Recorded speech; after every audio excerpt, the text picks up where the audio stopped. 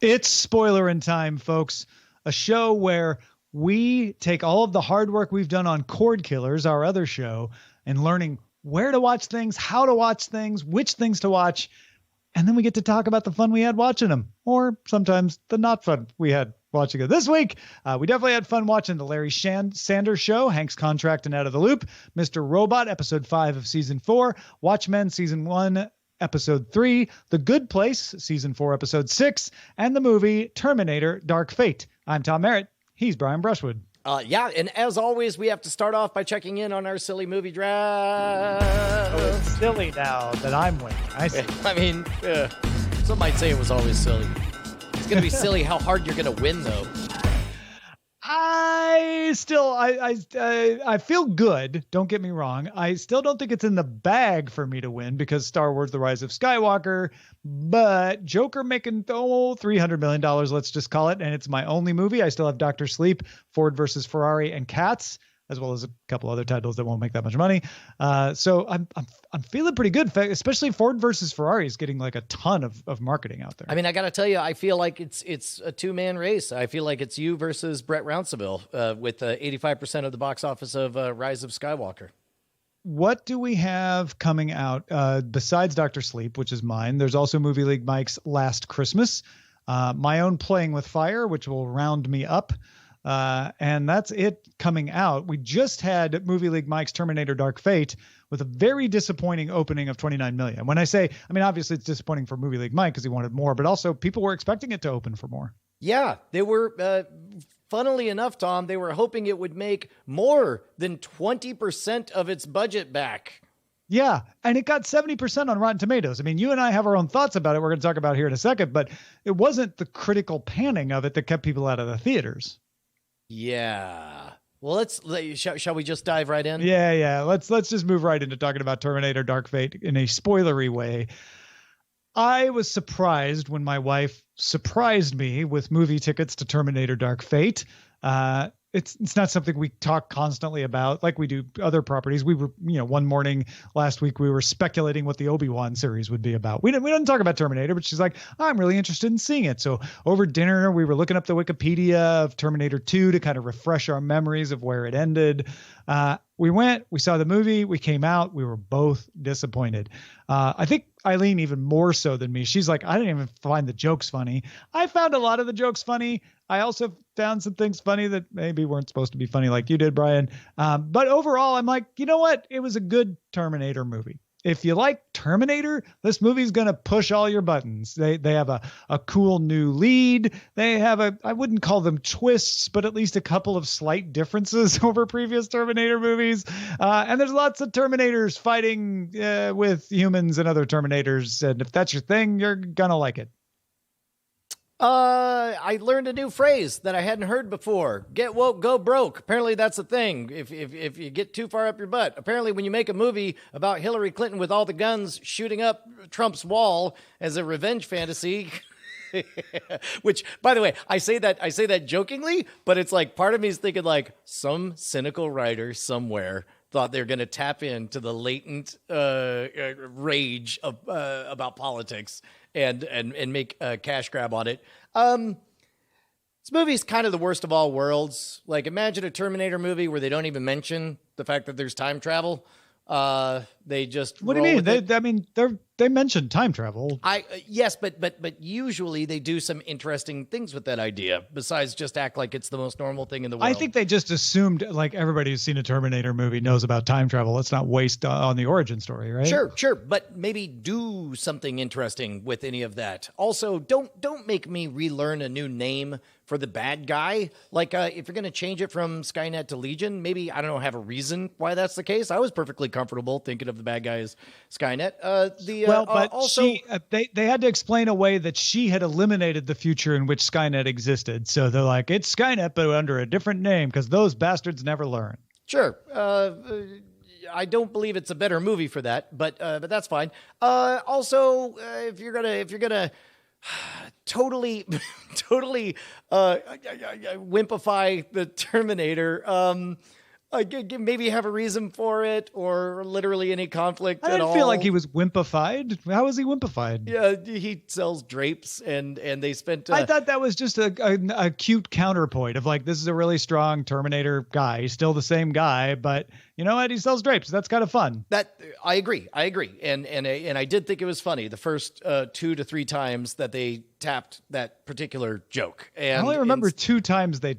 Well, no, you're right. There's 3. They definitely kept going back to that. Well, they did it to the detriment of the storytelling on there. Also, maybe, I don't know, literally any justification as to why it had. I don't know. Tom, it's a bad movie. It's a movie that's written by committee that does a bunch of things just because you're supposed to do those things.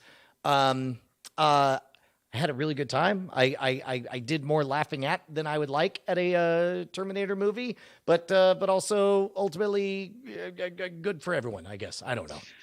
Brian, it's a fine movie.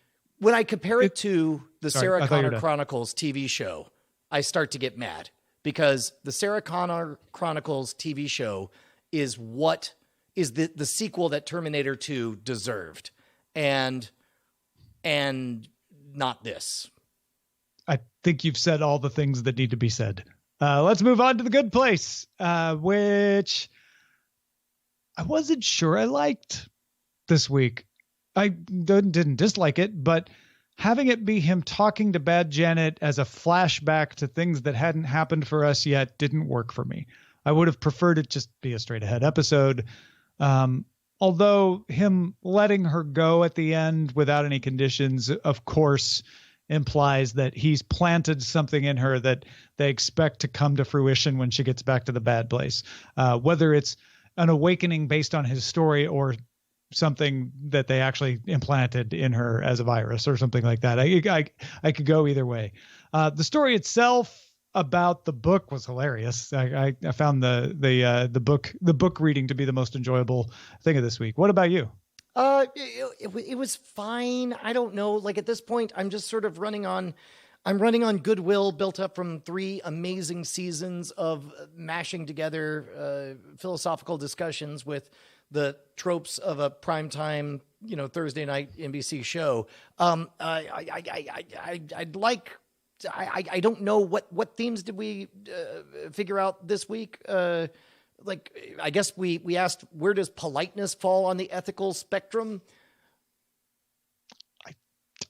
Got me. I don't know. What are we doing? What are we doing, guys? What are we doing? No, I mean, I think I just didn't pay close enough attention. I'm sure it's there. I will give them the benefit of the doubt that if we asked Michael Schur, he would point out like, no, it's this particular lesson, but it usually stands out or I pay close enough attention to find it. And I didn't get either one of those this week. Bryce, did you have a strong take on this episode?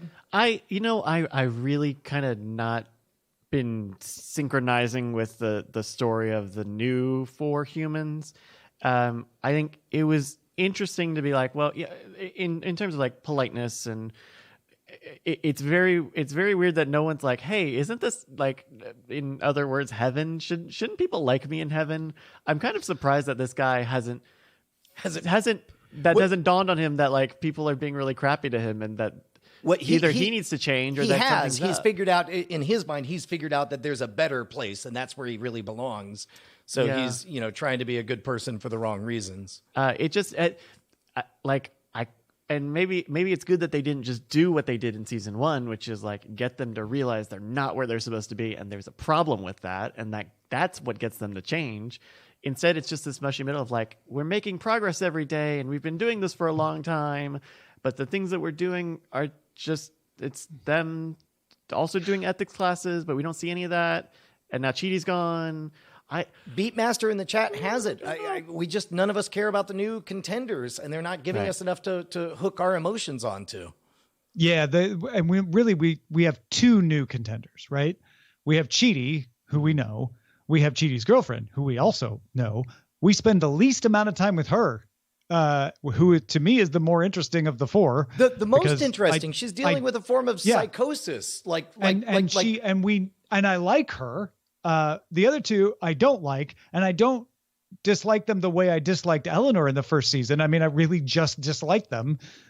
So I don't see a path for redemption. I'm hoping that what we've got coming is what happened to me in season 1. When season 1 of The Good Place, I stopped watching because I'm like, I kind of get this. And then the big change happened after I stopped watching, and everyone said, no, you got to go back because it changed, and it did. So I'm hoping that happens. And hopefully what we've gotten next week. before with the show is character specific episodes. So this week we had the episode about the jackass guy, and we'll probably get one about Chidi's girlfriend soon, but it's taken us a long time to get there, and the politicking stuff with the Bad Place last episode, I've kind of soured on that a little bit. I don't know what we're doing here. I'm ready.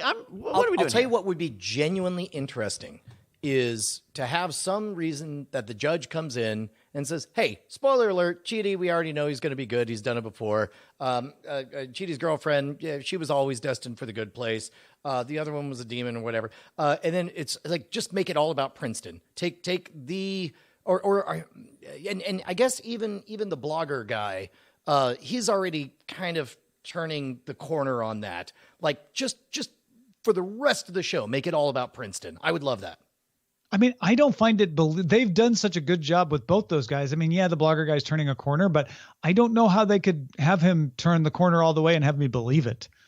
Certainly don't believe anything that Princeton will do at this point. They've done too good of a job there. That's why that may be the only remaining interesting avenue left on this show for me at this point. All right, let's talk about Watchmen.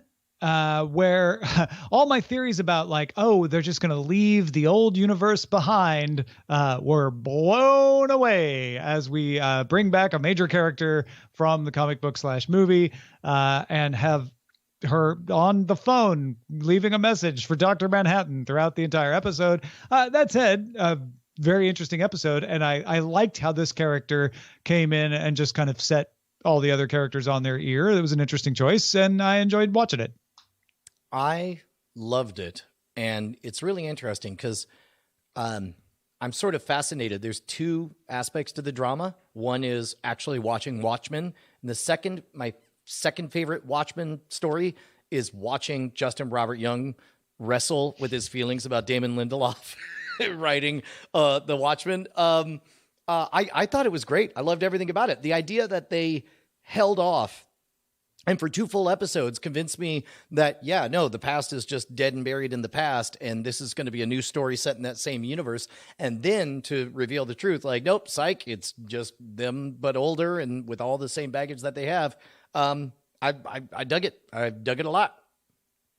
Yeah. And it was very much an episode about a single character, right? About what is her name? Silk Spectre originally. Yeah. And what she's doing now and how she's turned against costumed vigilantes, and setting her up to be a more complicated foil for the Tulsa police than just the 7th Cavalry, right? Like this is way more interesting to me now in that respect too. Plus also they were able to, we spent 2 episodes getting stuff set up with like, that's weird for weird's sake or whatever. But then to dismiss it and bring us back to reality, I think it was Silk Spectre who said, the cavalry, they're just the Klan with different hoods. And it's like, no, that's great. Okay, so we're all agreed that that's what it is. And we're acknowledging it. And now we could keep on going. I dig it. Beatmaster 80 just threw a brick in the chat room. Don't let us forget that he did that. I mean, honestly, as much as I enjoyed this episode, I don't have a whole lot more thoughts about it because it is the kind of episode that just points me in a direction. It didn't stoke my theories about anything. Obviously, we found out that Ozymandias is Ozymandias. They made that clear in the world of the show now. Right. So that's pointing towards something. She obviously has a deep connection to Dr. Manhattan still. Yeah, so along those lines, like just like we were talking about in the Terminator movie, they went to the well one too many times on one of the jokes they were making. I'm over the Blue Dong references. Between having Blue Dongs depicted live on stage last week, and then like twice they mentioned it in there. It's like we all get it. Yeah, it was weird that Blue Dongs were prominently featured in that movie. So anything else on Watchmen? Nope. I think they're doing great. I did swap tweets with Justin Marks, the showrunner from Counterpoint. He said, shout out to anybody trying to make sense of Watchmen who is unfamiliar with the source material. Godspeed. And I thought that was this week. Yeah. Like, what must that be like for somebody out there? It was really great. Yeah, it was funny. Eileen was like, I just don't remember enough about the movie. I think it might lose me. I'm like, oh no, it doesn't seem like you're going to need that till this week. Oops. All right, let's talk about Mr. Robot, which is a great episode. When did you realize that they hadn't spoken since Darlene said, we don't need to talk? I think I made it 15 to 20 minutes in, almost a third of the way in. And then I realized what they were doing. And it was a delight to realize that they were pulling a magic trick on me. And strangely, it changed my whole enjoyment of the episode, because all of a sudden I didn't care how this tied into the Dark Army. I didn't even care if they made it or didn't make it or whatever, because we were playing a game and it was clear everybody was having a lot of fun. There's a lot of silly, weird stuff in this episode. Forgave all of it for the fact that there are 2 lines of spoken dialogue.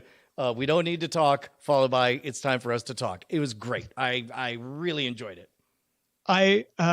For us, Eileen realized around the 20-minute mark, so pretty close to the same time that you're talking about. She's like, they haven't said anything. And then I clicked to, wait a minute. The last thing we heard was Darlene talking, right? When she said, dude, we don't need to talk. And we're like, oh. And so I'm like, all right, the final thing that somebody's going to say, and I don't know who's going to say it, is we need to talk. And I was close, it's time we talked or something, is what he says at the end. But yeah, it was more enjoyable after we realized that. It was kind of stunning that we had been following the story without realizing it for the amount of time that we had. It's kind of showing off by Sam Esmail to be like, you know what, I'm just going to do this. Like I can tell you a perfectly serviceable story without having any dialogue. And after that, it became a fun game. But 3 nested narratives with 3 different established characters all blending together seamlessly. Look, they're not the most complicated stories, each one of them, but all of that together, that was a lot of fun. And that's something that we've known Mr. Robot is capable of, like when they did the 1990s Full House kind of episode that was all in his head. Yeah. It was just fun to see them having fun with an idea. There were points too where I'm like, wait a minute, no, she totally talked to the security guard. And then I'm like, oh, but we didn't hear it. Right. We saw it from a distance. We saw him talking to her, but we didn't hear it. So many interesting choices that I started to realize had been made or were being made as they were happening there. Little crazy, like you say. I don't know if I'd go so far as saying silly myself, but a little crazy. The chase through the town. That she could just put on a pink sweatshirt and pretend to come out of the gym, but it's possible, right? I'm sure there's people coming in and out of that gym all the time, and they just sort of blend in. She certainly was sweaty from running up and down the stairs. No way that security guard doesn't find them. And I guess the last practical thing I'll mention about the plot is they wanted to get in and out without being caught. But they also I don't think they wanted them to know they had been there. And now they know they've been there. They can look to find out what they did. Yeah, which definitely affects things. I would love to know who the scout was that found that location. That triangle staircase was awesome. I would also love to know if they actually painted all of that for that, or if it just happened to be painted on those bold colors. And I mean, man, Sam Esmail really knows how to cook up some striking visuals. Yeah, no, absolutely. And he needed them for this one. This was all visual and effects, right? Like all sound design. Pretty amazing. Anything else on this episode of Mr. Robot? Nope. It was a lot of fun. I don't know that I would say it's good or even one of the best, but it's certainly the most fun I've had maybe in the last 2 seasons. Yeah, that's a good way of putting it. Definitely was a fun episode. All right, let's talk about Larry Sanders' show, Hank's Contract and Out of the Loop. Hank's Contract was sort of what you might expect from the name, right? Like Hank is renegotiating his contract and hijinks ensue as he ham-fistedly tries to play the negotiation. Look, man, there are so many things. This is a great show. It feels like a documentary at times. And I especially the second of the two episodes where Larry insists that he wants to be in the loop on more of the conversations, boots on the ground, dealing with how you realize how much of the Larry Sanders machine is built to protect Larry Sanders from the inner workings of the Larry Sanders machine. And that part for me was like almost too on the nose. It's surreal for me to just gawk at this perfect deconstruction of a machine that literally, as I'm talking right now, I am a piece of right now. Well, and what's great about it, and especially in Out of the Loop, right, where it's Larry saying, no, I want to be more involved, and people saying, no, you really don't. There are cartoonishly exaggerated elements, like the writer who's sleeping with the assistant everywhere. Yeah. Right. That's a thing people say, like, oh man, he sleeps with her everywhere. They don't literally mean everywhere, but in this, for comic effect, they're like, what if it really was everywhere? And that's hilarious, but it doesn't undermine the reality of that situation and how Larry would have to deal with it. It's an incredible balance that they're able to play. Yep. And I like that the Hank's contract episode kind of, I mean, look, Hank is a walking cartoon, but they also humanize him to a pretty fair degree in that bit where it's like, no, he has his own ambitions and he wants to be acknowledged and he wants to feel like his deepest fear is that, he's a punchline and nothing more. But they made me feel it in a way that made me appreciate his character. And I didn't want to laugh at him as much after that episode because I saw that it really does wound him.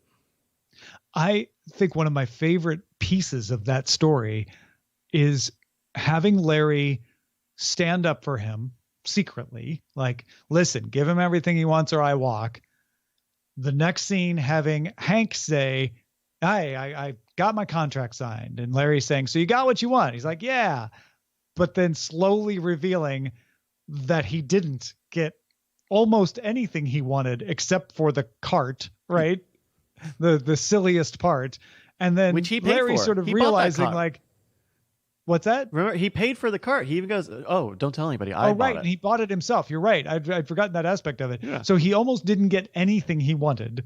And Larry kind of, is the last beat realizing, like, man, I put myself on the line. They didn't give him anything. But Hank agreed at that point. So what are you going to do? Yeah. Increasingly digging. What's Rip Torn's character's name in this? Arthur. Art.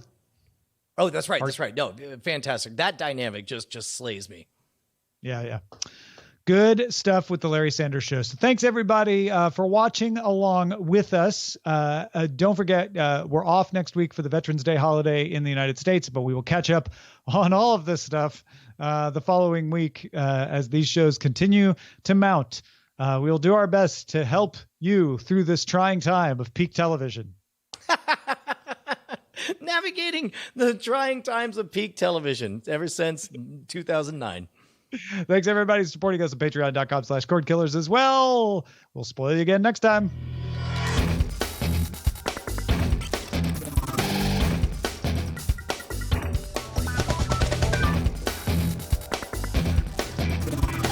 Diamond Club hopes you have enjoyed this program.